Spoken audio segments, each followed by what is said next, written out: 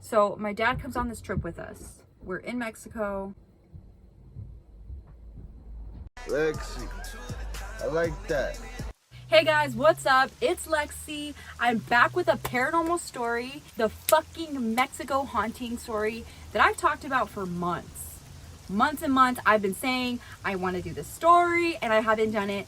Here it is. I have a good little chunk of like Mexico paranormal stories. This definitely has to be like my top #1 scariest experience that I've ever had. Other people were with me and it happened in Guanajuato, Mexico. So before we get started, if you're not already, please subscribe, like the video if you like it. I have a ton more paranormal stories, so let's just get right into it.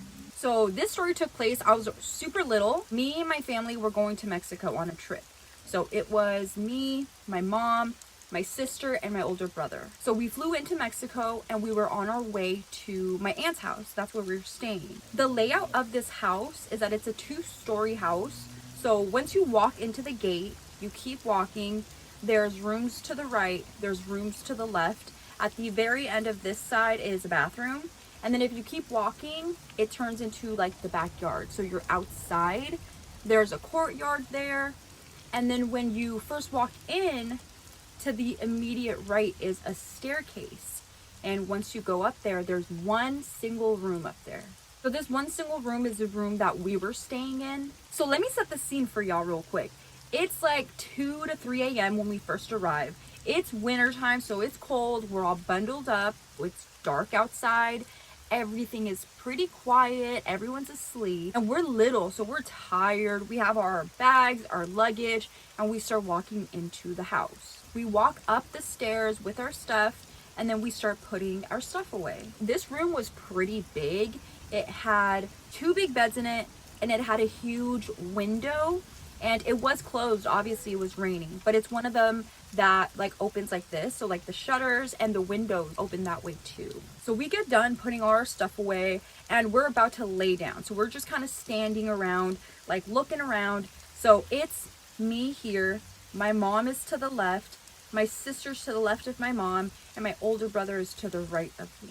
The rain is coming down, the wind is going, there's dogs barking outside, you know, just like outside noises. So it goes from all of that to utter silence. Like it just goes quiet.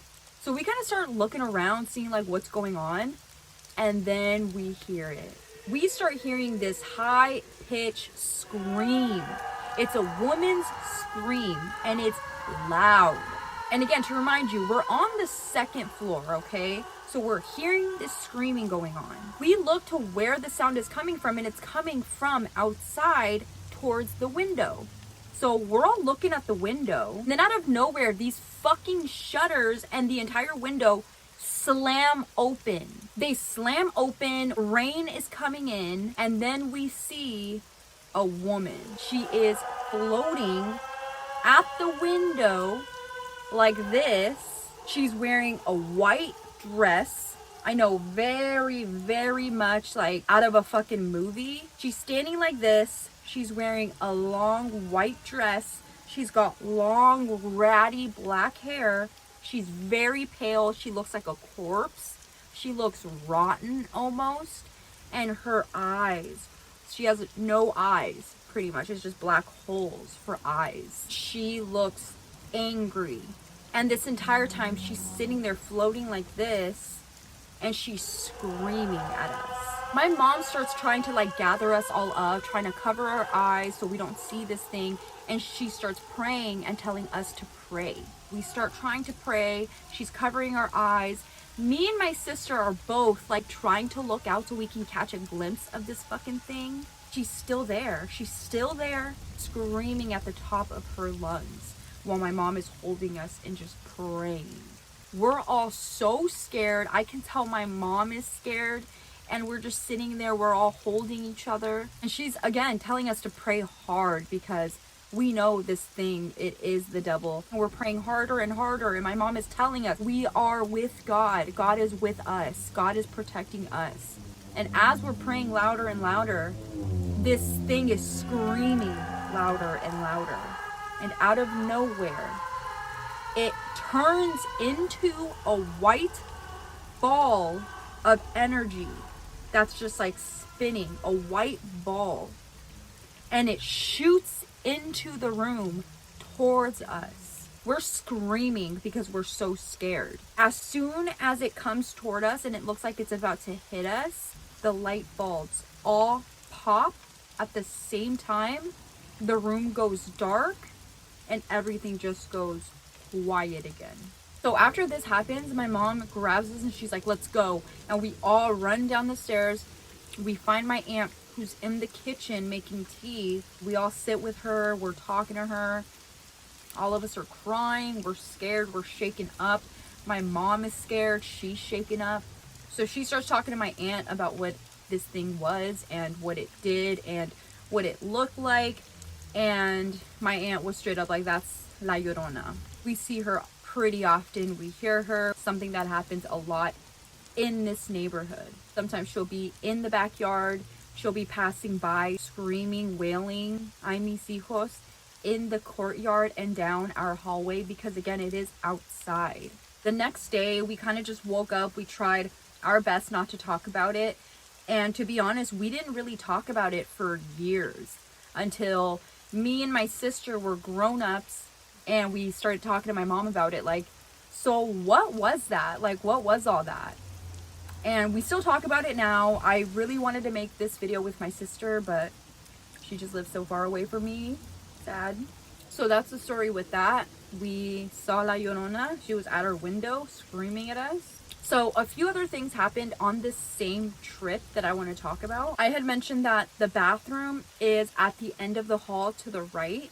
And this one night I was in the bathroom. This bathroom has a type of door that has a frosted window on the front of it. You can't see exactly who's there or who's outside. Like if someone's standing there, I wouldn't be able to see who it is exactly, but I can definitely make out a shape.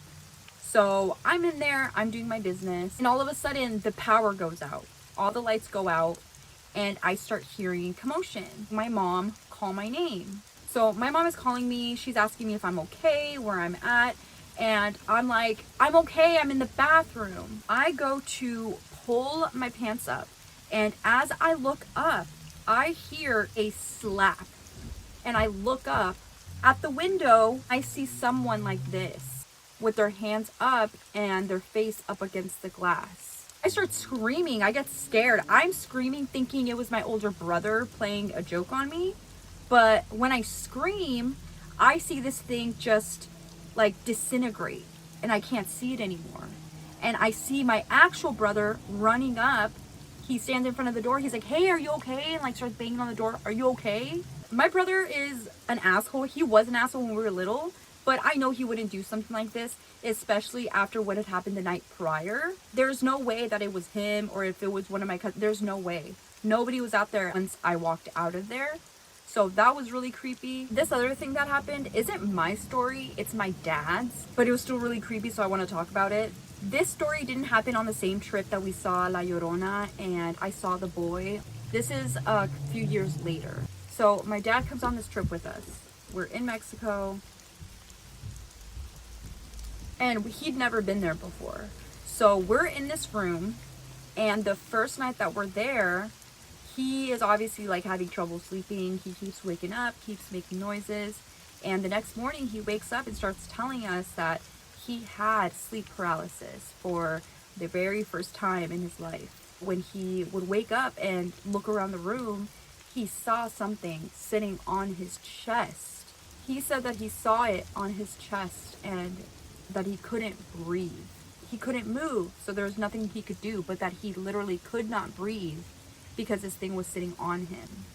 So he's kind of just trying to move around, trying to wake himself up when he says in his mind, oh my God.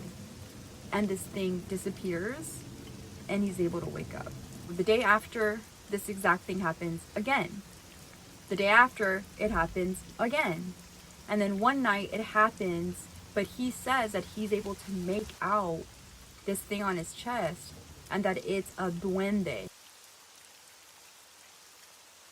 In that same trip, my baby brother had been with us and he was a baby. He was like barely learning how to walk. My mom had him asleep. A few hours later, we're all in the kitchen and we see my dad coming out of the room and like walking really fast towards the back, like the courtyard.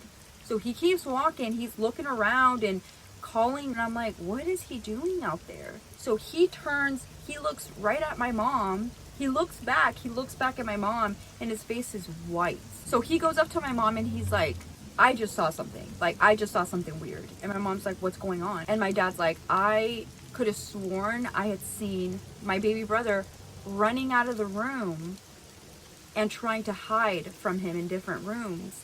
And then he saw him run to the courtyard, and then he ran around a tree in the backyard. But when he looked at my mom, he saw that my mom had my little brother.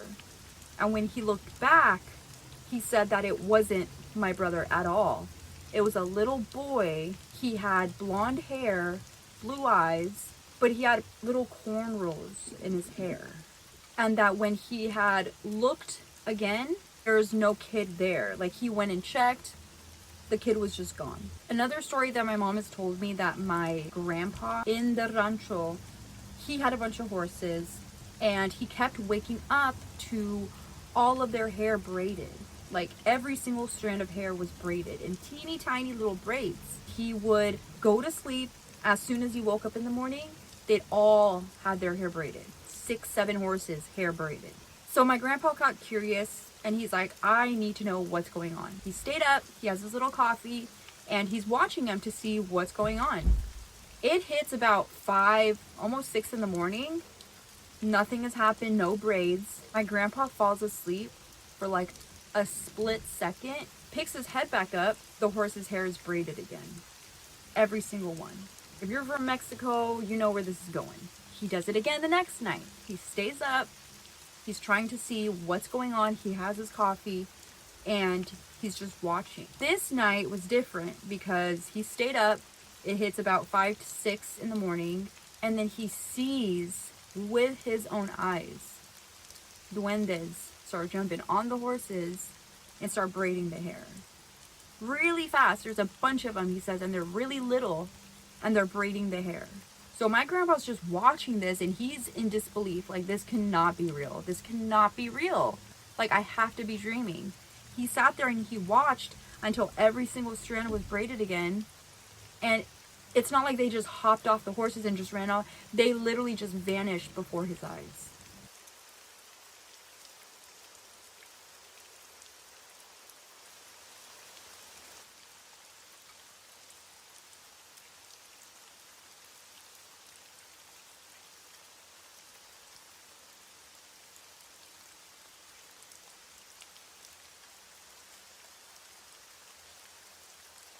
Caroline, you are in terrible danger. You probably... So as soon as we find out who you are, trust you will be dealt with. Period.